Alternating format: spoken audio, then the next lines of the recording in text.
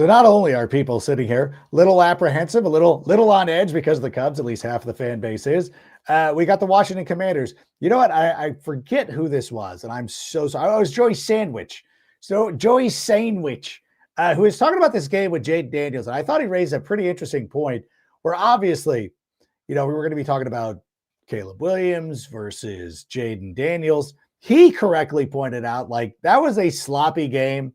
It was a fluky win for Jayden. I think even the most ardent of Commanders supporters, at least a realistic one, understands it was a fluky win and blah, blah, blah. Like, Drake May has been to Chicago, won a pretty convincing game against the Chicago Bears, and nobody ever talks about it. Like, nobody has ever like, hey, what about Drake? Like, everybody's like, oh, Drake May's doing good, but it's not the vitriol that we get with Jayden Daniels. And I don't know if that's driven by the media, if it's because of the Commanders fans, or whatever it is. And maybe it's because of the way that Caleb and the team lost. It wasn't Caleb losing. It was one person, which I don't want to call out because that's not fair. It's one person. It was Matt Eberflus. But still, nobody talks about that. At the same time, and I want to reiterate this point, this is going to be shocking.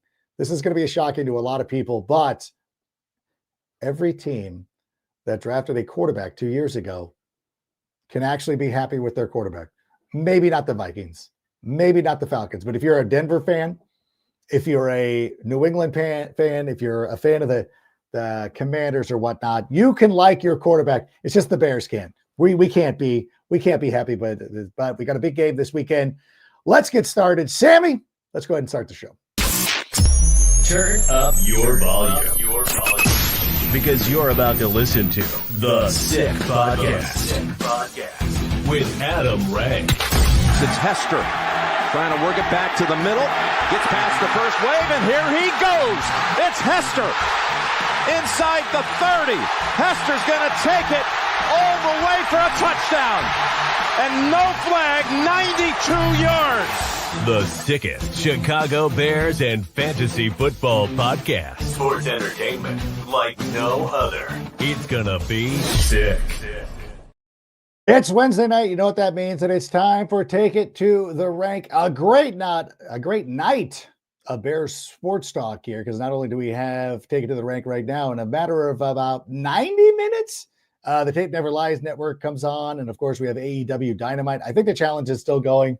I got to go back. I don't know. I've actually now realized that I'm not going to be able to watch the challenge until the end of the year. Maybe I can catch it on the weekend, but still trying to catch up and grind a bunch of tape and doing all that stuff. So I might not even get to the challenge till after the actual new year, when we get into the playoffs and all that stuff. But still excited to be here tonight to talk about the Bears and a potential 3-2 start, getting over the 500 mark for Ben Johnson. It should have happened after week one, but an opportunity right now going up against the Washington Commanders. And here to talk about it today, I don't know. The Chicago Cubs are currently in the playoffs. What are the baseball playoffs like? Somebody describe that to me. That must be fun. I would love to be a part of it someday. But right now, the Cubs are leading 4-2. I think he's here from CHGO. If he ever made it out of Las Vegas, I should say. Have I talked to you since you've been back from Las Vegas? No, we haven't through text, but we haven't spoken yet. Haven't spoken. Yeah. Did you, when you were in Las Vegas, I got to ask, did you walk over to the Golden Gate and take advantage of the promotion, The Night Starts Here, where they have the free open bar? Absolutely. Right across the street from Circa. Very nice of them. Very nice of them. That is a great way to start your night and end your night. You got Fremont Street right there, the whole bit. Yeah, Circa Casino takes care of you. It is, to me, the best spot you can go to. So, yes, we definitely did that. We partook in the happy hour. All right. Was it as cool as advertised? Yeah, absolutely. I mean, open bar. I mean, what there's only the two greatest words in the English dictionary, which I'll be, getting to experience this weekend here coming up on Saturday when my guy Sasha is tying the knot. Nice. I'll be got my James Bond tuxedo, so a little more open bar coming up here on Saturday, but my wife will actually get to enjoy it this time around because she didn't get to come for the festivities in Las Vegas. But you're right. I mean, the Cubs are, currently leading 4-2. certainly, it's, they're holding on for dear life. They're down 2-0 in the series to the Brewers, but I have to say this is probably the most heroic postseason effort since Michael Jordan played in the flu game. Me playing through here in this show while the Cubs are in the playoffs. I think it's kind of an equal too. Yeah, I admire your wherewithal too, especially with the Cubs dropping 2 at home to start this series before coming back to Wrigley, their other home. Both games should be, all 5 of these should be home games for the Chicago Cubs. I was shocked at the amount of noise I heard from Milwaukee fans in the first 2 games. I've never heard that before. So credit to them. Hopefully we can shut them up. Well, and it is kind of a weird role reversal in terms of the fan bases, where you have the Green Bay Packer fans versus the Bears fans, and we all kind of know how that rivalry has gone and how defensive we get as Bears fans. It's flipped in baseball where the Cubs have had the upper hand on Milwaukee. We take over their stadium, so they're kind of it's the role reversal is kind of fascinating in that regard. So. The Cubs have the upper hand, but the Brewers might get the last laugh this year. It also, I think what it illustrates is that many Packers fans, not from Wisconsin, bandwagon, decided at some point, they're like, I just want to root for a winner. The Packers are winning. That's my team. Oh, who's your baseball team? The Dodgers. I'm like, oh, interesting. Okay. I say this as somebody, but I go the other way. It's the Bears and the Angels. It's not like I've got no advantage out of any of this. But in any event, let's talk about this game.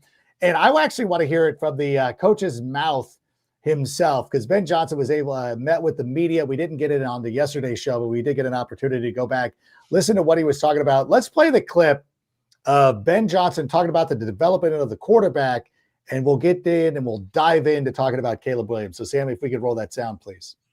When you turn on the tape, I think that shows up every single week.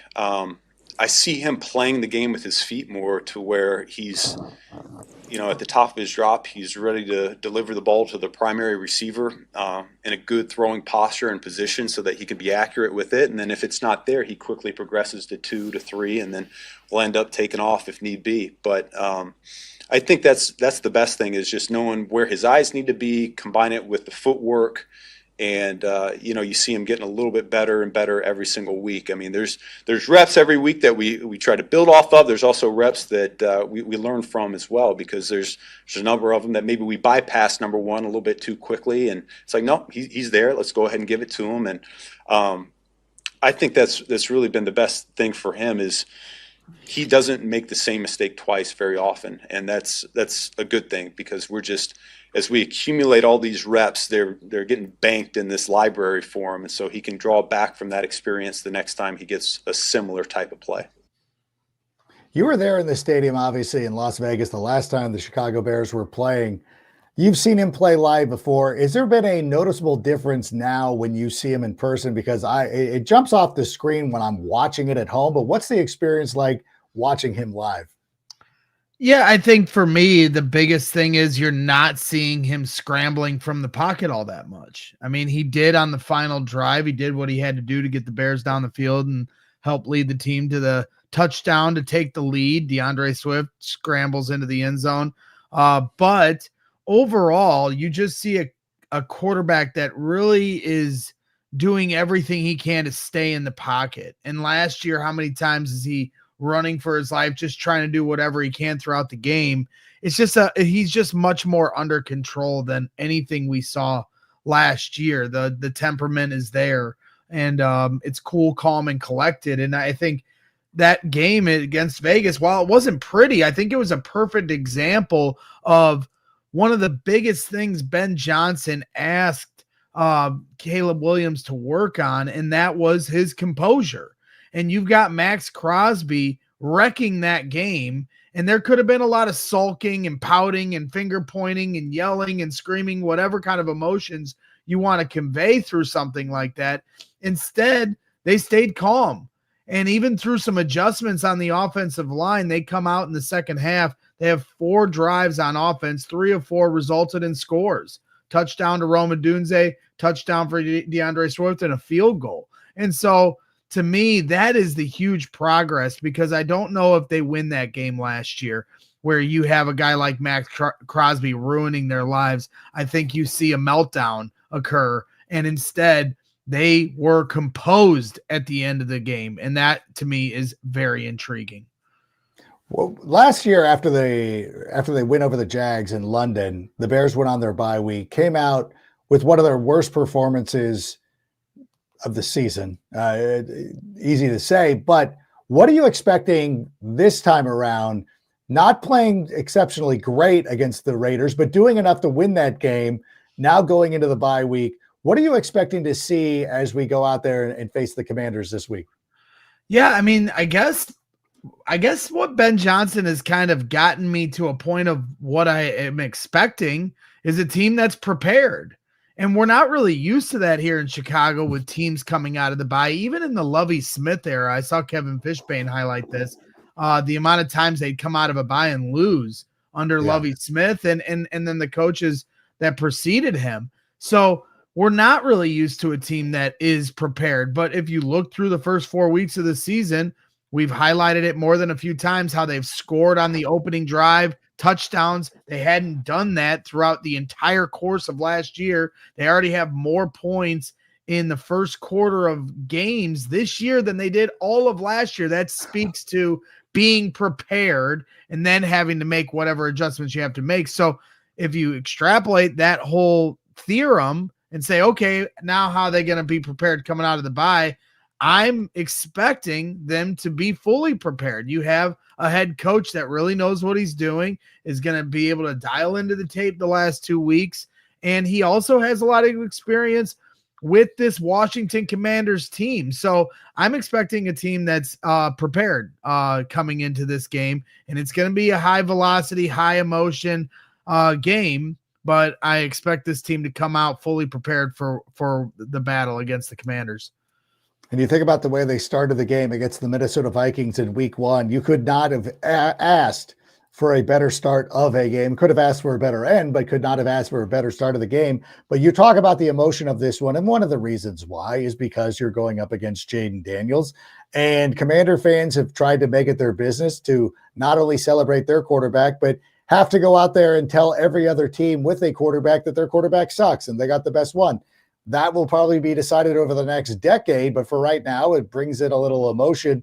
And Ben Johnson was able to talk about the budding rivalry between Caleb Williams and Jayden Daniels. Let's take a listen to that right now. And Jayden, yeah, I thought it was a really strong class coming out. It's probably one of the stronger in recent history. Caleb obviously felt highly about him. That part of the reason why I wanted to come here. And I haven't been disappointed with him whatsoever. He continues to get better, elite arm strength, the ability to extend plays. I don't think a whole lot differently for Jayden. Jayden's extremely accurate thrower of the football, something that I think it's overlooked when you look at him, because he is so dynamic with his legs, and he hurts teams so much on the ground as well. So I think there are probably a lot of similarities. I think these are two ascending quarterbacks in this league, and I think we're going to be talking about them for a long time in the future. When you were looking at that class, what did you like about kind of those 6 guys who went in that first round? Was it a different flavors thing, or was it just overall just strength? Yeah, I think the college game's so unique that each one's a little bit different with what they put on tape. But I thought they were you just start with the throwing of the football. I thought all those guys were elite at throwing the football accurately, and that's always a good starting point, because I kind of go back to Bruce Arians back a few years ago talking about quarterbacks they need to still be able to execute on 3rd down and in 2 minutes. I think that's you get all these athletes nowadays coming on out, and if you can't really picture them excelling in those 2 situations, I think you kind of hamstring your football team. And so in regards to that draft class, I thought all those guys were capable of winning games for you with their arm on 3rd down in 2 minutes. Yeah, I've really been impressed with what Caleb has been able to do on 3rd down this season. We saw what he was able to do at the end of the game against the Raiders.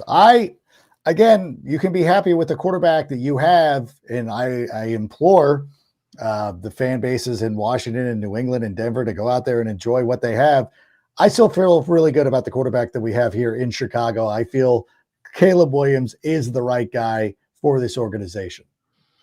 Yeah, it is a very, I mean, it's sports, right? So you're going to have these silly arguments between fan bases and rivalries that get built up. And let's hope that Jayden Daniels and Caleb Williams have a rivalry for a decade. Obviously, Ben Johnson thinks that's going to be the case.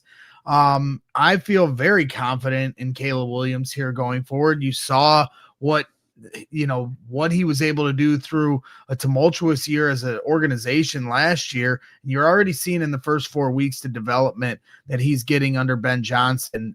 There's a light at the end of the tunnel in terms of how great Caleb Williams can be. I will just say, if we're going to stoke the flames of the Washington Commanders fans, who certainly are getting chirpier as the week is going on Twitter, and you almost forget how annoying that fan base can be, but here they are. And, this is the 1 week we can actually have to entertain these fools because they're in our chats, even in weeks we don't play them. But I'll say this much to the Washington fans: quit pretending like you weren't begging for Caleb Williams before the draft. You were. And it's okay that you were and you didn't get him. And now you ended up with Jayden Daniels, who's been great, and you can celebrate that. But now to try to flip the script and pretend as if you didn't fawn for Caleb Williams for months as the hometown kid coming home, you did.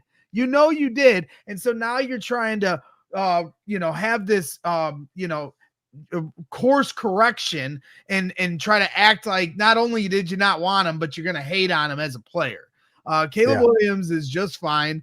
And we all saw last year, Jayden Daniels and Caleb Williams went toe to toe. And it wasn't a pretty game by either team. Ends in a Hail Mary. So Jayden Daniels gets the last laugh, but Caleb Williams had a great fourth quarter. Maybe you forgot that, Commanders fans. So I'm looking forward to round 2 here on Monday night. And, with Caleb Williams having a coaching staff and a team that's a little more organized than last year. Let's see what happens. I wonder too, at some point, if you'll be sitting there wondering, because Caleb goes and continues on his trajectory and proves he's the number 1 guy. When do the Commander fans start to show the regret of not drafting Drake May? Like how many Commander fans, if there's any Commanders fans in this chat, how many of you are smarting by the fact that it feels like Drake May is playing way better than Caleb, way better. And I wish, but not this Monday night. Yeah. Lead Commander. See, this could be lead commander. All right, we found the one mature. The commander. One guy. He's got it. We found him. Congratulations. Credit to him. Yeah. That is true. That is true. That's the point, right? I mean, you got Drake May wins a huge game on the road on prime time against the Bills. You had Jayden Daniels coming off an injury, go to LA and beat the Chargers and Jim Harbaugh. You had Bo Nix go into Philadelphia and beat the Eagles on the road, give them their first loss of the year. Caleb Williams, yes, they beat the Packers to end last year, but this is Caleb Williams' opportunity to have what, in my opinion, would be his first signature win of his career. It hasn't happened yet. And so fans, the Commanders can point to the win-loss record. They can point to the fact that Jayden Daniels and the Commanders got to an NFC championship last year, and that's all fair. To give credit to Jayden for those things. It is also unfair to discredit Caleb Williams' ability because of what the team in the Bears did last year. So I look forward to this being more of a fair fight coming up here on Monday night. And at the end of the day, even with a team as bad as it was last year, they should have beat you, Washington. It. Enjoy your Hail Mary. There's a great moment that you'll be able to live and remember for the rest of your lives, but you got lucky. And we'll see if you can win outside of luck here coming up on Monday. And if you don't, you're going to wear one on the chin from us Bears fans. Ooh. Yes, it'll be yes. They better be prepared for what's coming their way if they cannot hold off the Chicago Bears this week. But right now, based on last year in the Hail Mary, the Commanders are wearing the crown.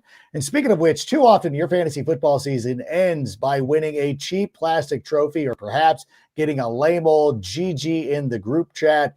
That ain't it, bro. We're talking about crowned champs. Crowned champs just dropped the hottest thing that fantasy football has ever seen, a real handcrafted premium championship crown. It's just $2.99 a month per person. You can go onto their website, crownchampscompany.com. That's crownchampscompany.com. Rack up points, win weekly challenges, get voted as the king, queen, trash talker, and unlock real life merch. Go to crownchampscompany.com. Don't just win your fantasy football league.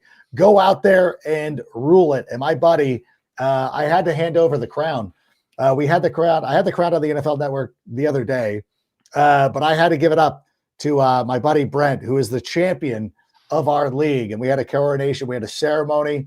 It was a tear-jerking ceremony. Hopefully, though, this Monday we can crown Caleb Williams. I think a big way for the Chicago Bears to go out there and kind of exert their authority. Now, we saw on Sunday, Jayden Daniels did rally the Commanders to a victory over the Chargers. Although I will say the Quentin Johnston fumble played a huge part of it. Yep. The Ladd McConkey nullified punt return for a touchdown, which, by the way, was the correct call. You cannot hit the punter's plant leg, Charger fans. Charger fans were so like, how do you think that is not a roughing? That's a roughing. That's the roughingest of roughing. That was a thing. But one of the big reasons the Commanders were so good was it because of the emergence of Ja'Cory, Krosky, Merritt, Big Bill, as they call him. He was fantastic. I don't know. How do you feel about the Bears' run defense going up against JCM? That was a pretty impressive performance. And you saw what Ashton Jeanty was able to do to this defense 2 weeks ago.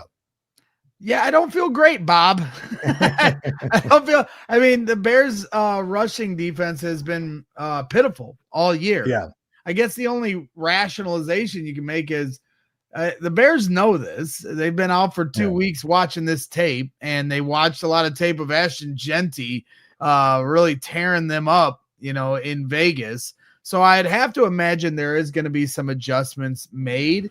So we'll see. I mean, Big Bill, as they call him, I'm not sure why they call him that, but he's certainly talented. I'm excited for the return of TJ Edwards, but more importantly, in my opinion, Kyler Gordon, and most people would look at Kyler Gordon and say, well, he's a nickelback, that's going to be for, to help in the secondary. No, in my opinion, Kyler Gordon will affect the run game as well. And when you watch the way Dennis Allen calls defense when Kyler Gordon is available, and now we have to watch on Jaquan Brisker, who didn't practice for a second straight day.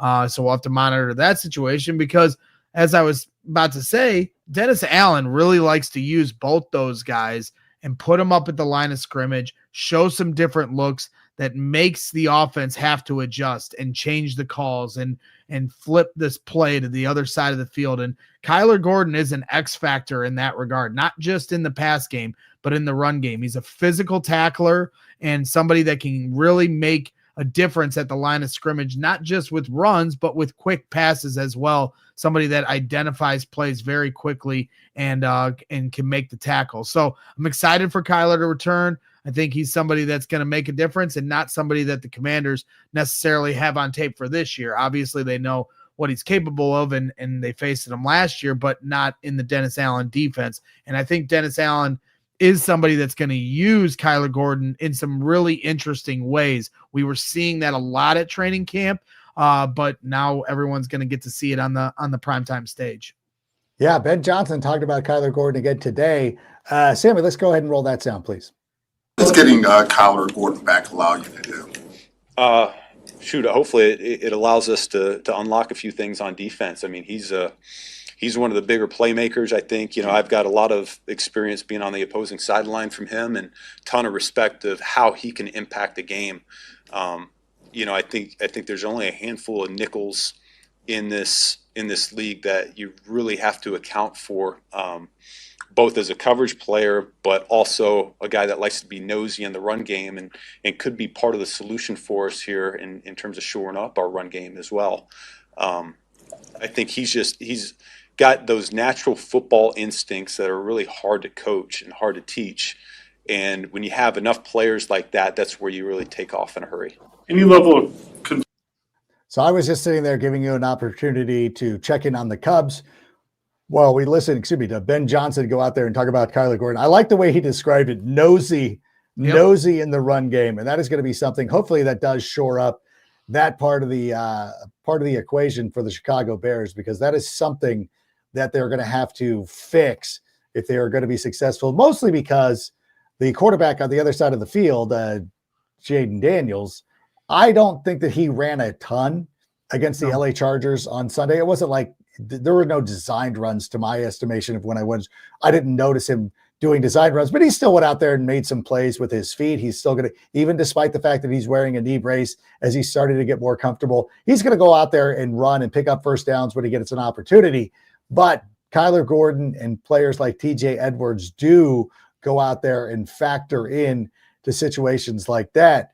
On the other side, one of the things that could really help the Chicago Bears is they themselves going out there and establishing their own running attack. That has been one of the identities of this team that we have yet to see. We've seen some good stuff from Caleb and Roma Dunze and everything, but the running game's been kind of lacking. Sammy, do we have Ben Johnson talking about the rushing attack?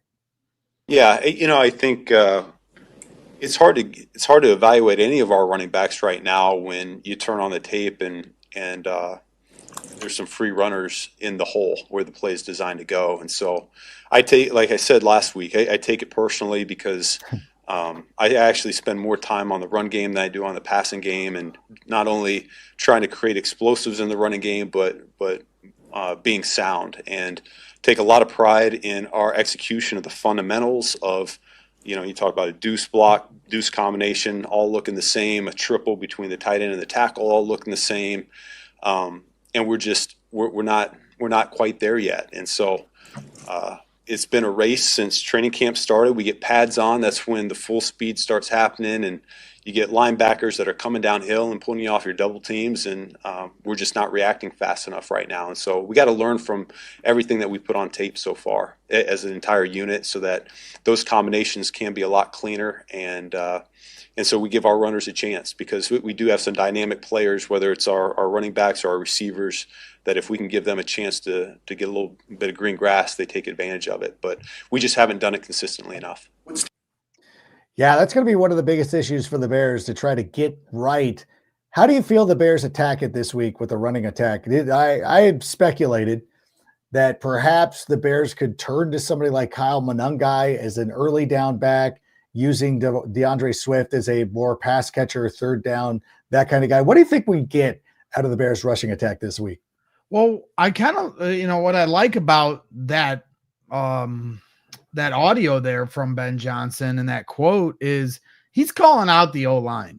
He's saying, hey, when it's hard to be critical of the running backs when I'm watching free guys coming through.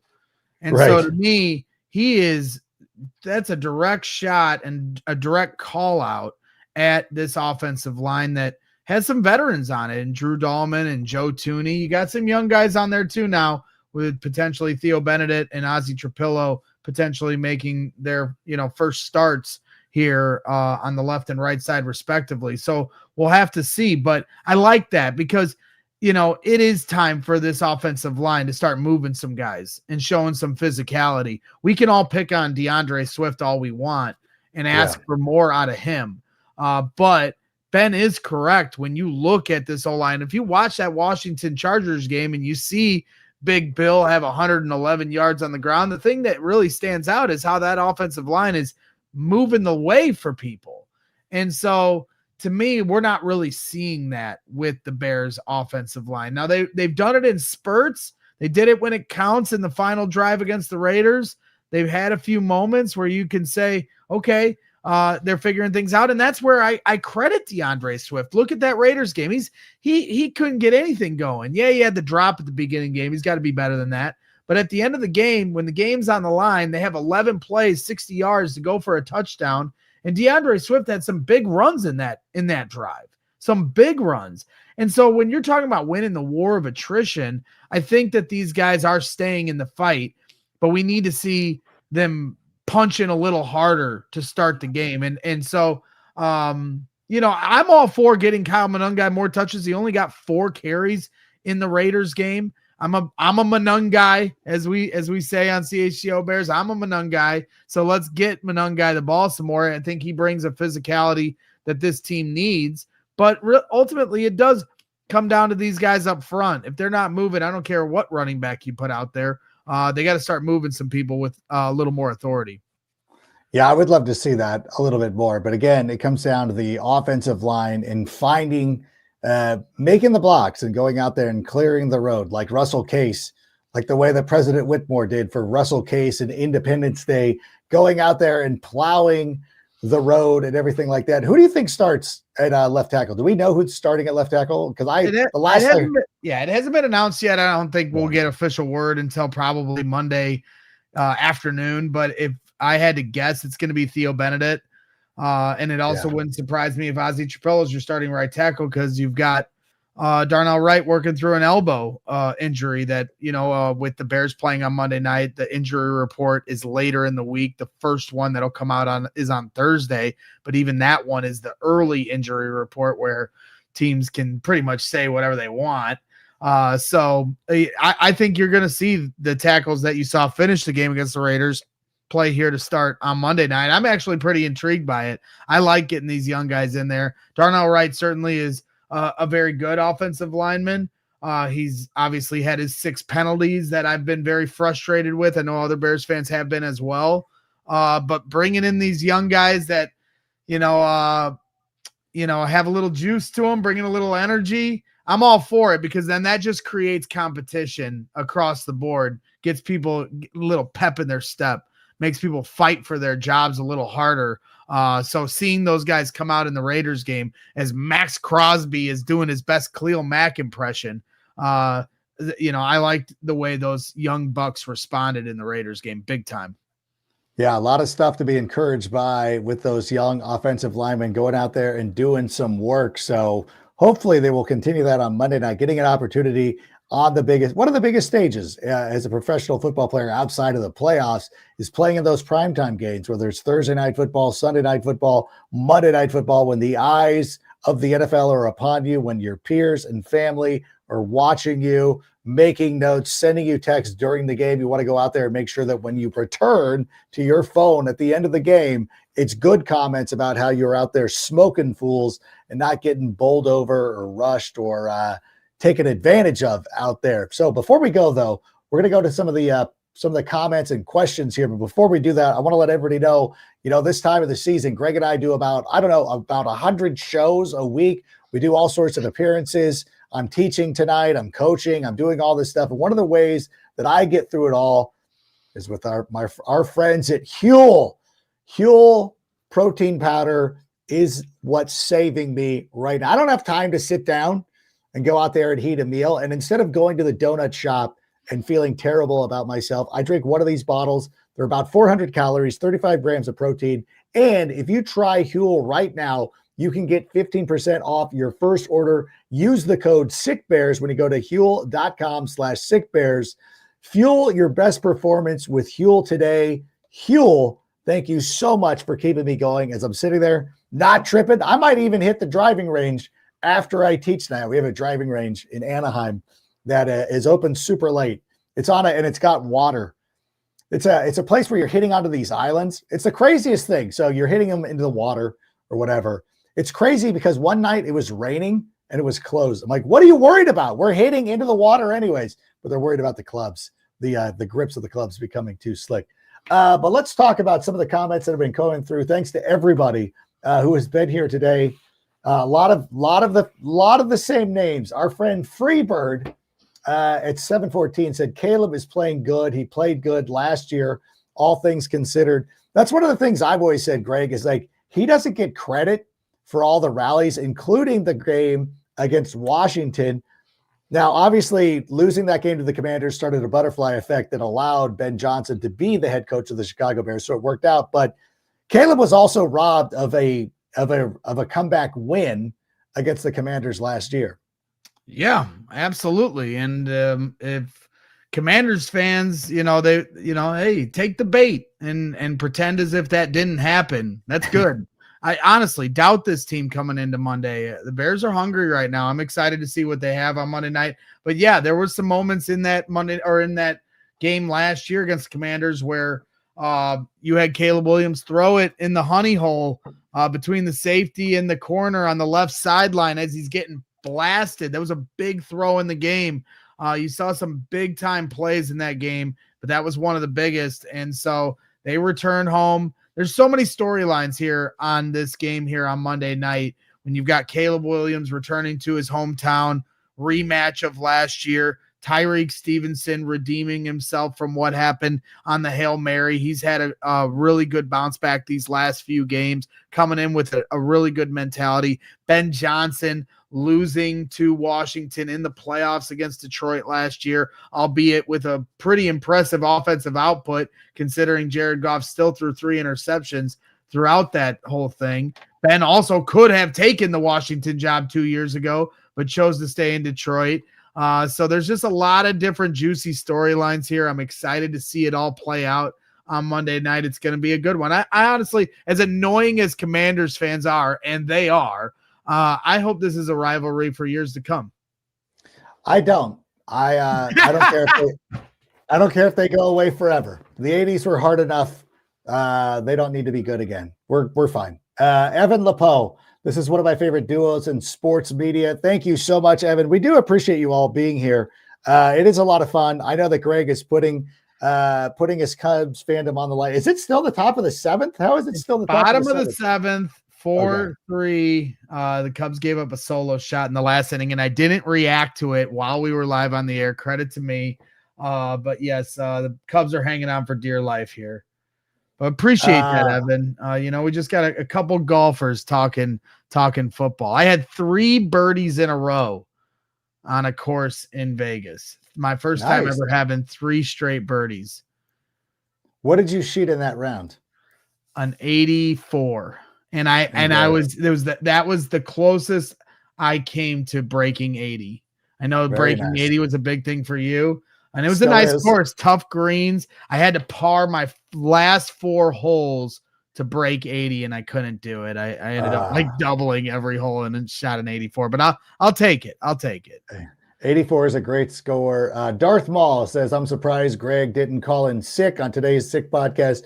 I will tell you that I gave him the opportunity. I said, listen, if you want to focus on the game tonight, I completely understand. But he said, nope, I'll be here and do it. We'll try to get him out of here soon. Just want to go through some of these questions. Love Bears all. What can the Bears do to stop the run? Will Edmonds and Gordon make the difference? We really, we talked about this a moment ago.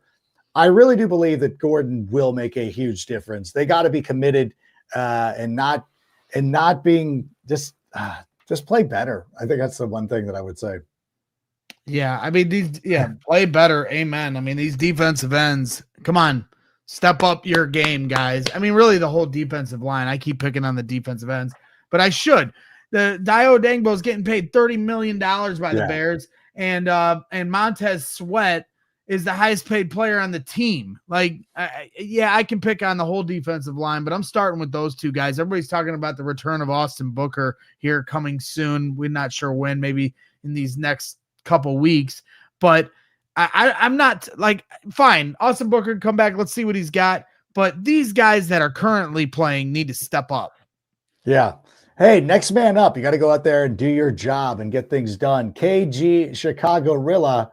Why are we not playing at home if we played them last year at home? They're just one of the quirks of the NFL schedule. I believe, if I'm not mistaken, are we playing the NFC East this year? There's some parts of the schedule that are predetermined, and some of it is based on where teams finished last season. We have a slot. So it was already slotted that we were going to be playing the Commanders. It happens where you play the same team on the road from year to year. It's just one of the weird things of the NFL schedule. Nothing nefarious. Nobody's trying to accomplish anything. I do hate, and somebody brought this up on Twitter where they were talking about, like, when you talk about, it was so symmetrical when it was 16 games because it was broken up into 4 equal quarters to be like, hey, go 2-2 this quarter, maybe go 2-2 in this quarter, go 3-1, 3-1. You can end up with a winning record when you do something like that.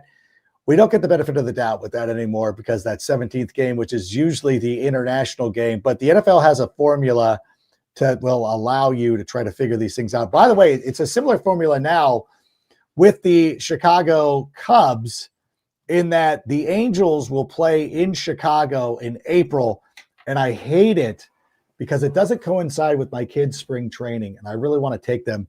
Convince me to take the kids out of school and fly to Chicago to go do a Wrigley Field game. It's not a Friday. It won't be a Friday game. But when we get the team, I love that you called it your kids' spring training. I know you meant spring break, but everything's baseball for you. And I mean, come on, school. What grade are they in? This isn't going to make or break Harvard. Just pull them out of school. It'd be the greatest dad move ever. Yeah, my kids, my daughter's in 5th grade, so she's about to go to middle school. So it doesn't matter. Like, you're done. You're gonna advance whether you miss 2 days or not. We'll figure that out. Bring them out to Chicago. They can hang out with us. They can come by here, hang out with my daughter Addie. We'll go get 18 holes in, and then we'll go to Wrigley. This sounds like a lovely time. All right, this is going to happen. Brujas 7 and Ben We Trust. I'm amused how much folks still see the squad. It's the same squad that we played last year. Better coach, more experience, more mature. Yeah, that is a big thing. That the Commander fans, I don't know if they're aware that Matt Eberflus is no longer the coach. That's going to be a little bit different this season. And Brujas 7 also want to put this out. Can we finally put Rojo out there as the battering ram early? You know what? Well, his last great moment was the go-ahead touchdown in Washington right before the Hail Mary. So maybe just for some symmetry's sake and full circle sake, maybe that's when Roschon Johnson reemergence will happen. I have seen him make some nice tackles on special teams, so at least he's out there giving effort. Yeah, that's one of the things when somebody has found themselves, I don't want to say buried in the doghouse. The one thing you can do to kind of ingrain yourself or ingratiate yourself with a coaching staff is go out there and perform well with the coaching staff on special teams. I remember years ago, there was a guy who played at Illinois before you were even born. His name was Dana Howard, and he was a stud. And I think he went to the Cowboys, but Dana Howard fell in the draft for whatever. Well, he didn't last in the NFL, and he went. I'm pretty sure it was the Dallas Cowboys, but Dana Howard goes there. And I'm like, what is up? Like, why is he not playing? He was such a great college linebacker playing at Illinois. And somebody said, don't do it on special teams. When you're drafted a little bit later, if you're not doing it on special teams, you're never going to get an opportunity with a lot of these coaches. So Roschon Johnson is going to hopefully get an opportunity because of how well he's playing on special teams. Brujas 7 also just said a moment ago, Rank moved to Chicago. You know what? Okay, I'll do it. I'm moving. You know what's funny is I was on Zillow or one of those sites. There was a house in Roscoe Village I almost bought this week. I just was looking at it. I'm like, oh my God, I should just buy this just to have it. Roscoe. That's what if I ever moved to Chicago, I would live within walking distance of Wrigley Field because I would have to just for the kids.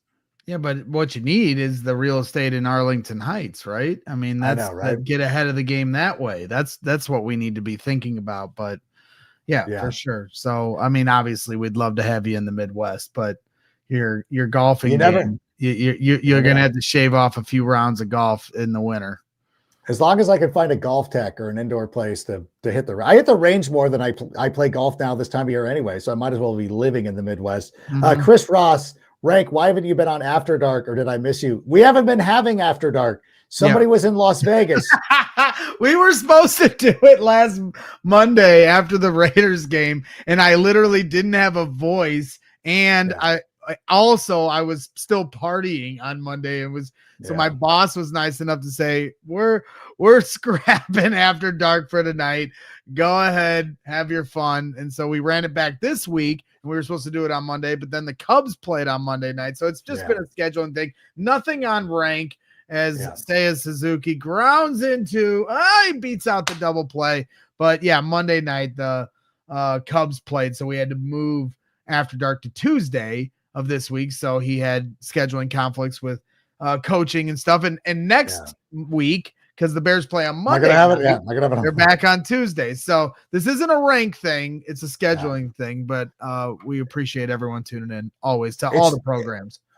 It's funny because anybody who follows me on Sportsnet in Canada, I have not been on because of the Blue Jays have been interrupting our schedule as well. So once baseball gets over, you'll see plenty more rank on both After Dark and. But it's good Sportsnet. that it isn't. I mean, this is great. The Blue Jays and the Cubs getting this far into October.